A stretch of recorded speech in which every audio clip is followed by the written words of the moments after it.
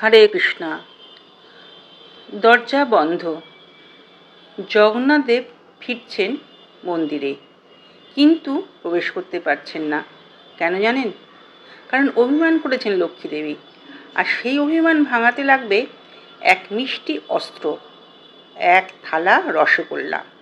এই মধুর ঘটনায় জন্ম দিয়েছে রসগোল্লা উৎসবের, এক ঐতিহাসিক ঐশ্বরিক প্রেমের স্মৃতি। প্রতি বছর রথযাত্রার সময় জগন্নাথদেব, বলরাম ও সুভদ্রা তিন ভাই বোন রথে চড়ে যান মাসির বাড়ি গুন্ডিচা মন্দিরে। লক্ষ্মীদেবী রথে যান না, তাকে রেখে যাওয়া হয় মন্দিরেই। এটা লক্ষ্মীর মনে তৈরি করে এক অভিমান, এক গভীর কষ্ট।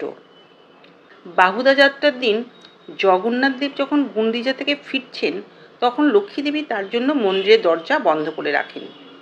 এই ঘটনাকে বলা হয় নীলাদ্রি বিজয়। জগন্নাথদেবের রথ থেমে যায় মন্দিরের বাইরে। তখন জগন্নাথদেব লক্ষ্মীর মন জয় করতে একটা বিশেষ উপায় বেছে নেন। তিনি তাকে দেন প্রিয় রসগোল্লা। লক্ষ্মীর মুখে মিষ্টি, মনেও ফিরে আসে প্রেম। দরজা খুলে যায়, জগন্নাথদেব মন্দিরে প্রবেশ করেন। আর সেই দিনটিকে ঘিরেই পালিত হয় রসগোল্লা উৎসব। এই উৎসবে ভক্তরা রসগোল্লা নিবেদন করেন জগন্নাথ ও লক্ষ্মী দেবীকে।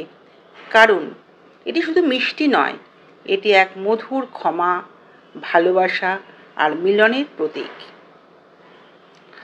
আজও পুরীর জগন্নাথ মন্দিরে, উড়িষ্যা এবং পশ্চিমবঙ্গের বহু জায়গায় রসগোল্লা উৎসব পালিত হয় বিশেষ ভক্তি ভরে। এই দিনে মানুষ বিশ্বাস করে, যদি মন থেকে কেউ অভিমান করে, ভালোবাসা ও একটি মিষ্টি শব্দেই সেই অভিমান ভাঙাতে পারে। জগন্নাথের রসগোল্লা উৎসব আমাদের শেখায়, সম্পর্কের টানাপোড়েন, অভিমান, ভুল বোঝাবুঝি সব কিছুর সমাধান হয় ভালোবাসা আর আন্তরিকতার মাধ্যমে। তার এক মিষ্টি উদাহরণ এই রসগোল্লা উৎসব। এই ভিডিওটি ভালো লাগলে লাইক দিন, শেয়ার করুন, আর আধ্যাত্মিক গল্পের জন্য আমাদের channel his lotus feet subscribe করুন। জয় জগন্নাথ।